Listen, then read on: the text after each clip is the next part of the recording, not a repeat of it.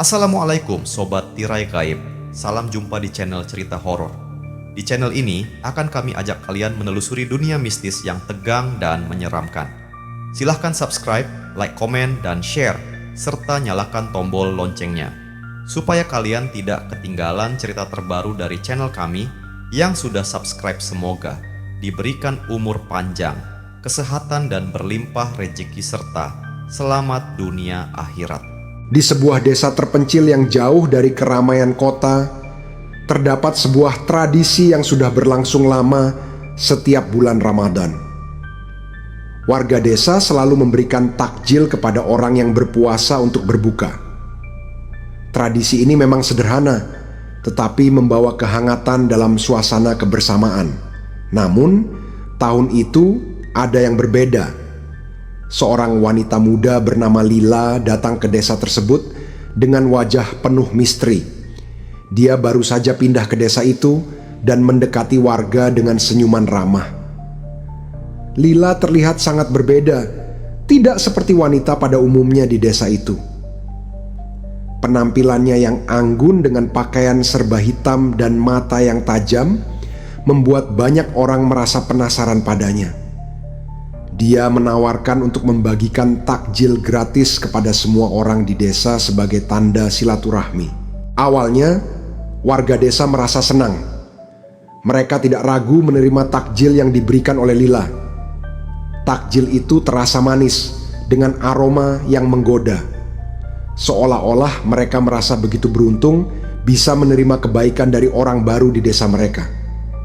Namun, saat matahari mulai terbenam, keanehan mulai terjadi. Seorang warga, Pak Agus, yang sebelumnya menerima takjil dari Lila, mulai merasakan dadanya sesak. Dia merasa lemas, kemudian jatuh pingsan di tengah jalan. Beberapa menit setelahnya, warga yang melihat kejadian tersebut mulai merasa panik dan segera membawa Pak Agus ke rumahnya. Namun, tak lama kemudian, warga lain yang juga menerima takjil mulai merasakan hal yang sama. Mereka mulai jatuh satu persatu, pingsan dan tak bisa bangun. Kondisi desa semakin mencekam saat malam tiba. Beberapa warga yang tersisa merasa ada yang aneh dengan kejadian tersebut dan mulai mencurigai Lila. Mereka menyadari bahwa takjil yang dibagikan Lila berbeda dari yang biasa mereka terima. Tak hanya itu, ada bau amis yang tercium samar di sekitar tempat Lila berdiri. Seorang warga yang paling tua, Nenek Siti, yang merasa ada yang tak beres, akhirnya memutuskan untuk mencari tahu. Dia meminta bantuan seorang dukun dari desa sebelah untuk memeriksa keadaan. Setelah malam yang panjang, mereka mendapati bahwa takjil yang dibagikan Lila telah diracuni dengan bahan-bahan yang tidak wajar, seperti bahan yang digunakan dalam ritual pesugihan. Dan kemudian terungkap ternyata Lila adalah seorang dukun yang telah lama mencari cara untuk memperkaya dirinya. Dengan menggunakan ritual pesugihan, dia menyembelih beberapa warga desa sebagai tumbal untuk mendapatkan kekayaan dan kekuatan. Takjil yang dibagikan adalah bagian dari ritual tersebut. Setiap orang yang memakannya menjadi tumbal, jiwanya dipersembahkan kepada makhluk gaib yang memberikan pesugihan. Pagi berikutnya, hampir separuh warga desa ditemukan tewas dalam kondisi mengenaskan. Mereka tidak hanya mati karena racun, tetapi juga terlihat seperti terkuras energinya. Wajah mereka tampak seperti orang yang telah kehilangan jiwa. Mata mereka kosong, seolah-olah mereka tidak lagi hidup. Lila yang telah mencapai tujuannya menghilang begitu saja. Tidak ada yang tahu kemana dia pergi. Namun, beberapa orang mengatakan bahwa mereka masih bisa merasakan kehadirannya di desa itu, terutama di malam hari ketika angin malam berhembus kencang. Sejak kejadian itu, desa tersebut menjadi tempat yang terkutuk. Warga yang selamat terpaksa meninggalkan kampung halaman mereka, takut dengan apa yang telah terjadi. Namun, beberapa orang masih berkata bahwa setiap Ramadan, Lila akan kembali mencari korban baru untuk dipersembahkan kepada kekuatan gelap yang memberinya pesugihan. Dan begitulah kampung itu menjadi sunyi, dipenuhi dengan kenangan akan ritual gelap yang pernah terjadi. Jika ada yang berani datang ke desa itu, mereka akan merasakan hawa dingin yang mencekam, dan kadang bisa mendengar suara bisikan halus yang datang dari kegelapan. Setelah tragedi itu, banyak yang berusaha melupakan kisah mengerikan tentang Lila dan ritual pesugihannya. Namun, beberapa hal tidak bisa dihindari. Warga yang selamat dari musibah itu terpaksa pindah ke desa lain, tetapi mereka membawa ketakutan yang mendalam di dalam hati mereka. Mereka tahu mereka tidak akan pernah bisa benar-benar melupakan kejadian itu. Beberapa tahun berlalu dan desa itu tetap kosong, tidak ada yang berani menetap di sana. Tak ada suara tawa anak-anak, tak ada pedagang yang lewat, bahkan matahari pun seakan tidak bisa menembus kegelapan yang terus menyelimuti tempat itu. Namun, masih ada yang datang meskipun sangat jarang. Orang-orang yang penasaran dengan legenda atau mereka yang terdorong oleh rasa ingin tahu yang sangat besar. Pada suatu hari, seorang pria bernama Dimas memutuskan untuk mengunjungi desa itu. Dia adalah seorang jurnalis yang terkenal karena keberaniannya dalam mengungkap kasus, terutama yang berhubungan dengan hal mistis. Dimas tidak takut dengan cerita-cerita horor yang beredar. Dia percaya bahwa setiap legenda pasti memiliki asal-usul yang bisa dibuktikan dengan fakta. Karena itu, dia memutuskan untuk datang ke desa yang sudah lama ditinggalkan, dengan niat menulis laporan tentang peristiwa misterius yang terjadi di sana.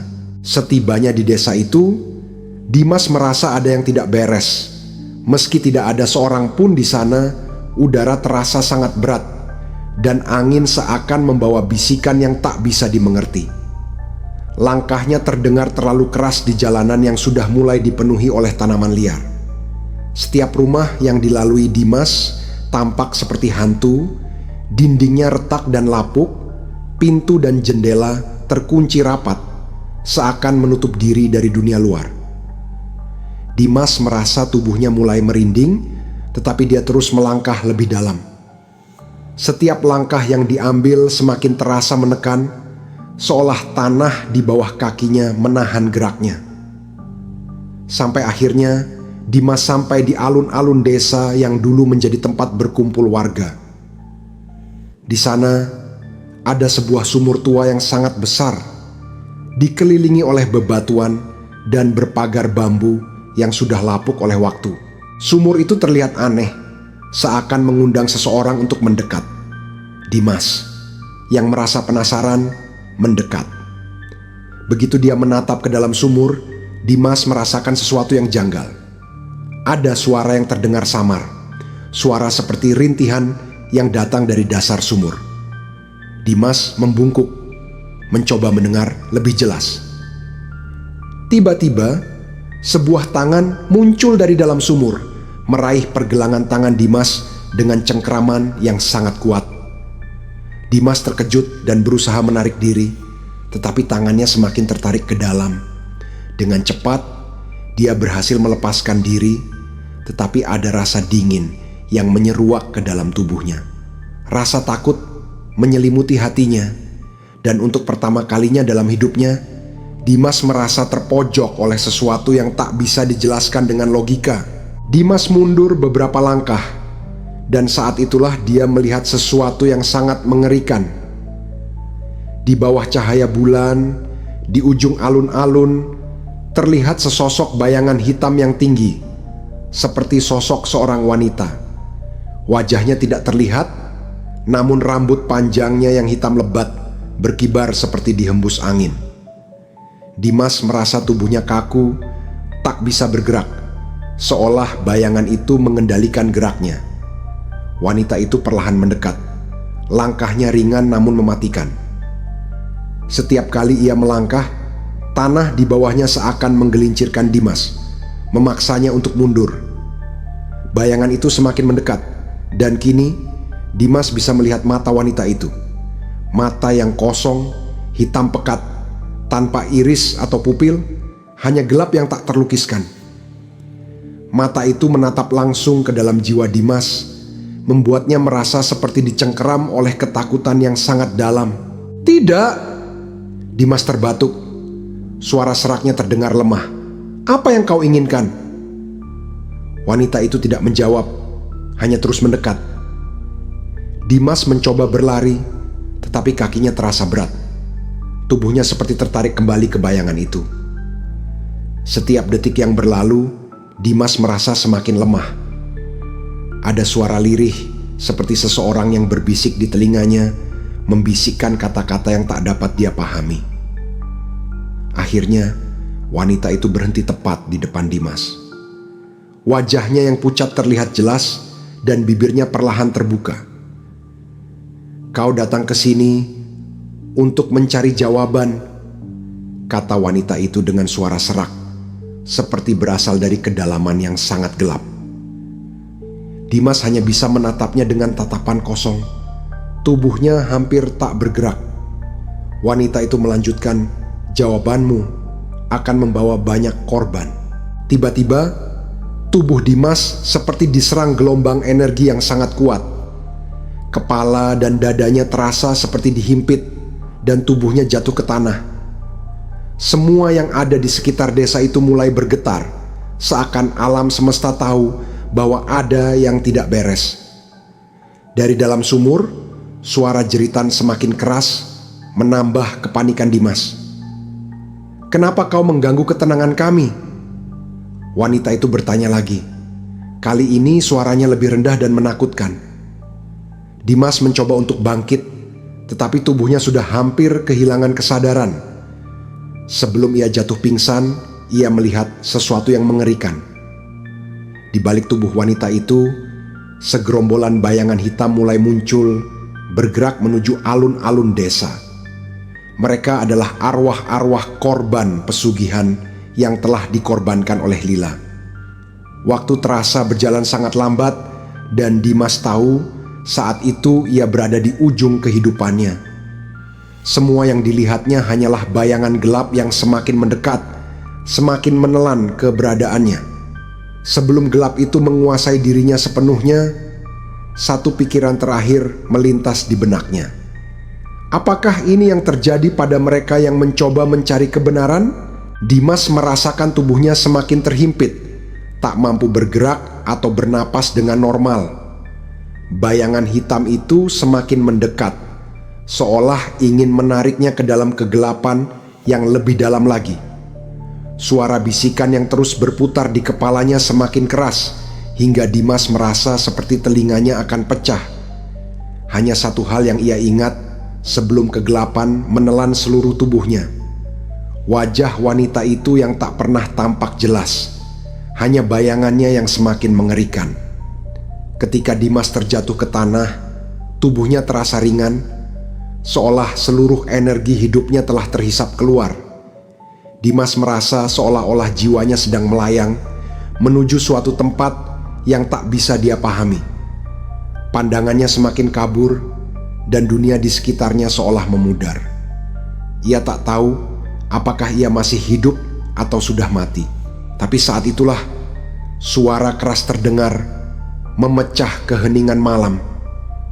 Sesosok bayangan besar muncul dari kegelapan dengan aura yang jauh lebih gelap dan lebih kuat dari wanita itu. Bayangan tersebut mengangkat tangan besar yang penuh dengan energi gelap, dan sebuah teriakan mengerikan melintas di udara. Semuanya menjadi sunyi seketika. "Jangan biarkan dia pergi." Suara yang berat dan mengerikan itu menggema di seluruh desa. Dimas yang hampir kehilangan kesadaran merasakan tangan besar itu menariknya kembali. Tubuhnya yang tak lagi memiliki kekuatan dipaksa untuk bangkit. Pada saat yang sama, suara yang lebih lembut namun penuh ancaman terdengar di dekat telinganya. "Kau tak bisa lari dari takdirmu, Dimas." Dimas menoleh dengan kesulitan, dan kali ini ia melihat wanita itu sekali lagi, lebih jelas, lebih dekat. Ia melihat mata wanita itu yang semakin gelap dan wajahnya yang semakin mengerikan. Wanita itu kini tersenyum, tetapi senyumannya justru semakin menakutkan. Semua yang datang ke sini, wanita itu berbisik pelan, akan selalu menjadi bagian dari kami. Namun, sebelum wanita itu sempat menggerakkan tangannya, bayangan besar yang baru muncul itu memutuskan untuk bertindak. Dengan gerakan yang sangat cepat, bayangan itu mengarahkan tangannya ke arah wanita itu, dan dalam sekejap, sebuah ledakan energi besar mengguncang tanah di sekitar mereka. Kekuatan yang sangat kuat membuat Dimas terlempar ke belakang, jatuh tak berdaya. Bayangan besar itu mulai berbicara dengan suara yang penuh amarah. Kau tak boleh mengacaukan ritual ini. Semua yang telah disiapkan untuk pesugihan ini harus tetap berjalan. Wanita itu tampak marah. Kau terlalu banyak mencampuri urusan kami, serunya, namun ada ketakutan yang terlihat di matanya. Dimas berusaha bangkit, meskipun tubuhnya terasa sangat lemah. Dia bisa melihat bahwa ada dua kekuatan besar yang sedang saling berperang, dan ia hanyalah sekedar saksi dalam pertarungan yang tak pernah ia duga sebelumnya. Dalam sekejap, Dimas merasakan tubuhnya kembali dipenuhi dengan ketakutan. Bayangan-bayangan itu semakin mendekat, menutupi segala sesuatu dengan kegelapan. Setiap bayangan tampak seperti makhluk yang penuh dengan kebencian, menyeretnya lebih dalam ke dalam kegelapan. "Tidak!" teriak Dimas, berusaha melawan dengan segala daya yang masih ia miliki. Tetapi tubuhnya semakin berat dan perasaan ketakutan itu makin menguasainya. Namun, pada saat itu, sesosok pria tua muncul di hadapan Dimas. Pria itu memegang sebuah tongkat yang bercahaya terang, dan dengan satu gerakan, dia menyapu bayangan-bayangan itu menjauh. Ketika pria itu berbalik, Dimas bisa melihat matanya yang penuh kebijaksanaan dan juga penuh dengan kesedihan. "Ada banyak hal yang belum kau mengerti," pria tua itu berkata. "Tapi ada waktu untuk mengakhirinya. Jika kau ingin hidup, kau harus melepaskan semua yang mengikatmu pada desa ini." Dimas menatap pria tua itu dengan kebingungan. Siapa kau?" Pria itu hanya tersenyum samar. "Aku adalah penjaga terakhir yang tersisa dari desa ini. Aku satu-satunya yang selamat dari ritual ini." Tiba-tiba, suara wanita itu terdengar lagi, lebih mengerikan dan penuh ancaman. "Kalian pikir bisa menghindar dari takdir ini? Semua yang datang ke sini akhirnya akan menjadi milikku." Wanita itu kembali muncul, kali ini lebih marah dari sebelumnya. Tetapi pria tua itu tetap tenang. Tidak semua takdir bisa dipaksakan, semua ada waktunya. Dengan sekejap, pria itu mengangkat tongkatnya dan menghantamkan ke tanah. Sebuah cahaya terang yang sangat kuat keluar dari tongkat itu, menyelimuti seluruh desa dan mengusir kegelapan. Bayangan-bayangan yang mengerikan itu terpecah dan menghilang, sementara wanita itu terlempar mundur, tampak sangat lemah. Kegelapan mulai memudar, dan desa itu perlahan-lahan kembali menjadi sunyi. Seakan menghirup napas panjang setelah sekian lama terhimpit oleh kegelapan yang tak kasat mata. Dimas yang masih terbaring di tanah merasa ada sesuatu yang berubah dalam dirinya. Meskipun kekuatan gelap itu telah pergi, ia tahu bahwa apa yang ia alami akan membekas seumur hidup. Ia berbalik menatap pria tua itu, dan dengan suara yang hampir tak terdengar, ia berucap, "Apa yang harus saya lakukan?" Pria tua itu menghela napas panjang, kemudian berkata, "Pergilah dan jangan pernah kembali. Desa ini sudah dikutuk. Apa yang terjadi di sini tak akan pernah bisa diubah, tetapi masih ada waktu untukmu." Dimas mengangguk perlahan, mengerti bahwa ia harus meninggalkan tempat ini. Dengan langkah yang berat, ia mulai pergi, meninggalkan desa yang penuh dengan misteri dan kegelapan, berharap untuk menemukan jalan keluar dari mimpi buruk yang hampir saja merenggut. Dimas meninggalkan desa dengan perasaan campur aduk. Meskipun dia telah selamat dari kegelapan yang mengerikan, dia merasa seolah ada sesuatu yang hilang dari dirinya. Setiap langkah yang ia ambil terasa lebih berat, dan setiap detik yang berlalu seakan mengingatkan pada kejadian mengerikan yang baru saja ia alami. Meskipun bayangan gelap itu telah menghilang, rasa takut masih terus menghantuinya. Di malam hari, Dimas merasa tubuhnya terbangun, sering terjaga di tengah malam dengan napas yang terengah-engah. Matanya selalu terjaga di dalam gelap, seakan menunggu sesuatu yang tak terlihat. Ia mencoba tidur, namun setiap kali matanya tertutup, ia merasa seperti diawasi, seolah bayangan itu selalu ada di sana, di belakangnya, menunggu untuk mengklaimnya kembali. Seiring waktu, Dimas mulai merasakan perubahan dalam dirinya.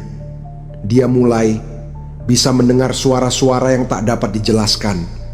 Suara yang datang dari tempat yang jauh, suara bisikan lembut yang hanya bisa didengar dalam keheningan malam. Suara itu mengingatkan pada bisikan yang ia dengar di desa itu, yang pernah memengaruhi pikirannya. Pada suatu malam yang mencekam, Dimas merasa tubuhnya semakin lemah. Seringkali dia merasa ada energi yang mengalir dalam dirinya, sesuatu yang sangat kuat dan terkadang sangat gelap. Ia berusaha mengabaikan perasaan itu, tetapi semakin lama ia merasa bahwa ia tak lagi mengendalikan dirinya sendiri. Bayangan itu, meskipun telah pergi, seolah meninggalkan bekas dalam dirinya. Suatu hari, saat Dimas sedang berjalan di sebuah taman kota, dia bertemu dengan seorang wanita tua yang duduk di bangku. Wanita itu menatapnya dengan tajam, seolah mengenalnya meskipun Dimas tak pernah bertemu dengannya sebelumnya. "Kau, Dimas, bukan?" tanya wanita itu, suaranya lembut namun penuh ketegasan. Dimas terkejut dan mengangguk perlahan. "Ya, saya Dimas, tapi siapa Anda?" Wanita tua itu tersenyum tipis. "Aku tahu apa yang terjadi pada dirimu, Dimas. Kegelapan yang kau rasakan dalam dirimu itu bukan hanya sekedar perasaan. Itu adalah warisan yang ditinggalkan oleh ritual pesugihan itu." Dimas merasa darahnya membeku. "Apa maksud Anda?" Wanita itu menghela napas panjang. "Pesugihan itu tidak hanya meninggalkan kekuatan gelap di desa, itu juga meninggalkan bekas pada orang-orang yang terlibat dalam ritual tersebut. Kegelapan yang kau rasakan bukan hanya karena pengalaman itu ada di dalam dirimu sekarang." Dimas merasa mual mendengar kata-kata wanita itu. Apa yang harus saya lakukan? Apakah saya terkutuk? Wanita tua itu menatapnya dengan tatapan penuh simpati. "Tidak terkutuk, Dimas, tetapi kau harus berhati-hati. Kekuatan itu bisa mengendalikanmu jika kau tidak waspada. Ada cara untuk menghilangkannya, tetapi itu tidak mudah. Kau harus mencari tempat yang lebih jauh, tempat yang bisa membantumu menutup kekuatan ini." Dimas tidak tahu harus berkata apa. Dia merasa seolah hidupnya sudah tidak lagi menjadi miliknya sendiri. Apa yang terjadi di desa itu telah merubah segalanya, dan sekarang kekuatan gelap itu mulai berperang di dalam dirinya. Dia tidak tahu apakah dia mampu bertahan. Wanita tua itu berdiri dan menyentuh bahu Dimas. "Jangan biarkan kegelapan itu menguasai hidupmu, Dimas. Kau harus mencari jawabannya sebelum semuanya terlambat." Sejak pertemuan itu, Dimas merasa hidupnya semakin kacau. Setiap langkah yang dia ambil terasa semakin rapuh. Ketika dia tidur, bayangan-bayangan itu mulai menghantuinya lagi, datang untuk merasuk ke dalam mimpinya. Ia merasa seperti ada sesuatu yang menariknya ke dalam kegelapan, sesuatu yang tidak bisa dia hindari. Hari demi hari, kekuatan itu semakin kuat. Dimas bisa merasakan ada energi aneh yang mengalir di dalam dirinya, seolah ia menjadi bagian dari kekuatan gelap yang pernah menguasai desa itu. Namun, meskipun ia merasakannya, ia tidak bisa sepenuhnya mengendalikannya. Ada kalanya ia merasa seperti dirinya bukan lagi manusia biasa. Ada kekuatan dalam dirinya yang tidak bisa dia jelaskan, kekuatan yang begitu besar dan menakutkan. Di malam yang gelap dan sepi, Dimas berdiri di depan cermin. Dia memandang wajahnya sendiri, mencoba mencari tahu siapa dirinya yang sebenarnya. Tiba-tiba dari dalam cermin ia melihat bayangan yang berbeda, bayangan yang lebih gelap dan lebih besar. Bayangan itu tersenyum padanya, dan dalam senyumannya ada keangkuhan yang tak terlukiskan. "Kau sudah tidak bisa lari, Dimas." Suara bayangan itu bergema dalam pikiran Dimas. "Kamu adalah bagian dari kami sekarang." Dimas terguncang. "Tidak, aku tidak akan menyerah." Namun dalam hatinya dia tahu bahwa bayangan itu benar. Keputusan yang ia buat untuk mencari kebenaran tentang desa itu, tentang ritual pesugihan, telah membawa perubahan yang tak bisa ia hindari. Kekuatan gelap itu ada di dalam dirinya, dan kini dia harus mencari cara untuk mengendalikan atau menghapusnya sebelum semuanya terlambat. Akhirnya Dimas memutuskan untuk pergi mencari tempat yang disebutkan oleh wanita tua itu. Ia tahu bahwa itu adalah satu-satunya jalan untuk menyelamatkan dirinya dan menghindari kehancuran yang lebih besar. Meskipun ia tidak tahu apa yang akan ia temui, Dimas bertekad untuk menemukan cara agar tidak terperangkap dalam kegelapan yang terus mengejarnya. Dimas melangkah dengan penuh keraguan, melanjutkan perjalanannya untuk mencari tempat yang bisa membantunya mengatasi kegelapan yang semakin menguasai dirinya. Bayangan gelap itu selalu ada di balik setiap langkahnya, menggantungkan rasa takut yang mencekam. Suara-suara bisikan dalam kepalanya semakin kuat, merasuk ke dalam pikirannya, seakan setiap detik membawa ancaman baru. Dia merasa semakin jauh dari dirinya sendiri, semakin terjerat dalam pengaruh kekuatan gelap yang tak bisa dia pahami. Setelah berhari-hari perjalanan, Dimas akhirnya tiba di sebuah pesantren tua yang terpencil, yang menurut wanita tua itu bisa membantunya. Ketika ia menginjakkan kaki di halaman pesantren, ia merasakan ketenangan yang berbeda dari yang ia rasakan sebelumnya. Suasana di sana terasa berbeda, seolah segala kekuatan gelap yang mengejarnya berhenti untuk sementara. Dimas disambut oleh seorang kiai yang sudah sepuh, dengan wajah penuh kebijaksanaan dan ketenangan yang memancar. "Kau Dimas, bukan?" tanya kiai tersebut dengan suara lembut namun penuh kehangatan. Dimas mengangguk, tubuhnya terasa lemas dan penuh ketakutan. "Ya, saya Dimas.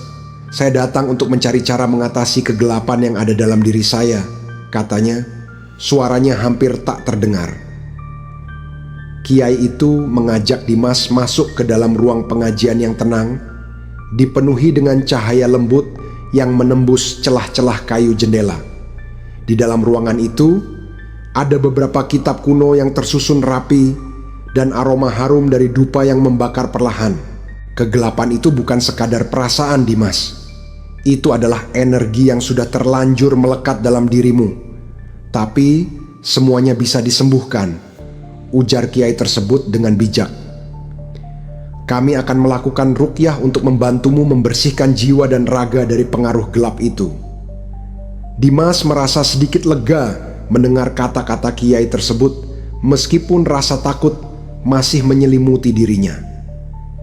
Kiai itu lalu memulai ritual ruqyah dengan membaca ayat-ayat Al-Quran yang mengandung kekuatan penyembuhan. Suara lantunan ayat-ayat suci itu terasa menenangkan di telinga Dimas, seperti mengalirkan energi positif yang membersihkan kegelapan dalam dirinya. Namun, setiap kali kiai membaca ayat-ayat tertentu, Dimas merasakan getaran aneh di dalam tubuhnya, seperti ada sesuatu yang berusaha keluar dari dirinya. Kekuatan gelap itu melawan, berusaha mempertahankan kendali atas dirinya. Dengan tekad yang kuat, kiai itu terus melantunkan doa dan ayat-ayat ruqyah hingga akhirnya tubuh Dimas terasa lebih ringan. Suasana di sekitar Dimas menjadi semakin tenang, dan bayangan gelap yang selama ini mengejarnya mulai memudar. Kiai itu berhenti sejenak, lalu menatap Dimas dengan mata yang penuh harapan. Kegelapan itu telah pergi, Dimas, tetapi proses ini belum selesai, katanya dengan lembut. Untuk menjaga dirimu tetap bersih dari energi jahat, kau harus memperbaiki sholat dan ibadahmu. Selama ini, energi negatif itu datang karena jarangnya kau beribadah dengan benar. Tuhan memberikan kita kekuatan untuk melawan kegelapan, tetapi kita harus menjalankan perintahnya dengan penuh keikhlasan. Dimas merasa seperti terlahir kembali. Dia tahu perjalanan spiritualnya belum selesai. Ia harus kembali ke jalur yang benar dan memperbaiki semua aspek hidupnya, terutama ibadahnya yang selama ini terabaikan. Dimas bertekad untuk kembali mendekatkan diri kepada Allah, memperbaiki sholatnya, dan menjalani hidup dengan penuh kesadaran. Setelah beberapa minggu tinggal di pesantren, Dimas merasa benar-benar bebas dari energi gelap yang selama ini menguasai dirinya. Ia merasakan kedamaian yang belum pernah ia rasakan sebelumnya. Setiap sholat yang ia lakukan, ia merasa lebih dekat dengan Tuhan. Lebih banyak bersyukur atas kehidupan yang diberikannya. Kekuatan gelap itu tidak lagi menguasai pikirannya, dan bayangan-bayangan itu pun akhirnya menghilang, meninggalkannya dengan kehidupan yang baru. Dimas meninggalkan pesantren dengan hati yang penuh harapan dan ketenangan. Dia tahu ia harus terus menjaga kehidupannya agar tidak terjatuh lagi ke dalam kegelapan yang pernah menguasai dirinya.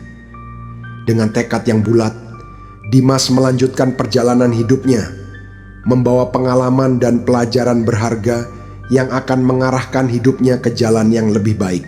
Dalam kehidupan ini, kita seringkali dihadapkan pada godaan dan cobaan yang datang dalam berbagai bentuk, baik itu kekuatan gelap maupun ujian dari kehidupan sehari-hari. Namun, sebagai umat Islam, kita diajarkan untuk selalu bersandar pada Allah, memohon perlindungannya dari segala keburukan dan kejahatan yang tersembunyi.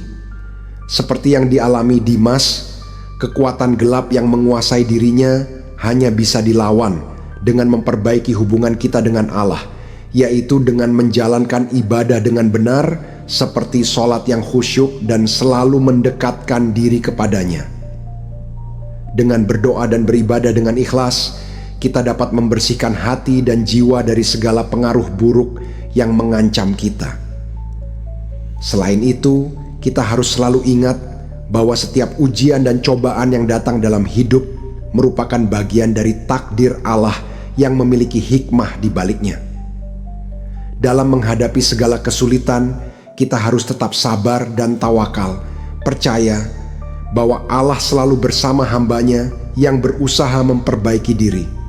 Seperti Dimas yang akhirnya bisa bebas dari kekuatan jahat setelah menjalani proses penyembuhan dan kembali pada jalan yang benar, kita pun harus berusaha memperbaiki diri dengan istiqomah dalam beribadah, menjaga hati, dan senantiasa memperbarui niat kita untuk mendekatkan diri kepada Allah.